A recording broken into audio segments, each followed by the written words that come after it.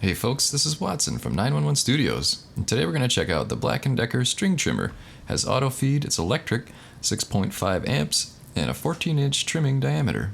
Seen here in BLACK+DECKER orange. That's got a little over 5,000 ratings on Amazon with an average of 4.5 out of 5 stars. And you can also get this string trimmer packaged with replacement spools, gloves, a leaf collection bin, and several other things as well. So check out those packages on the listings. And it's important to keep in mind that although this is electrical, it does have a cord. But it means no recharging, and it only weighs just over 3 pounds. And as I mentioned, BLACK+DECKER has several other products as well, including battery-operated trimmers. So if this doesn't suit your needs, check out one of those. Now let me share with you a helpful review from a verified purchaser called Easy to Assemble and Use. So I decided to order an electric trimmer and mower to use this summer. With my husband deployed to the Middle East, I decided I needed something easy to use that was still functional enough to handle our yard. I went with BLACK+DECKER because we've used their brand in the past with smaller power tools, and felt they were a good investment.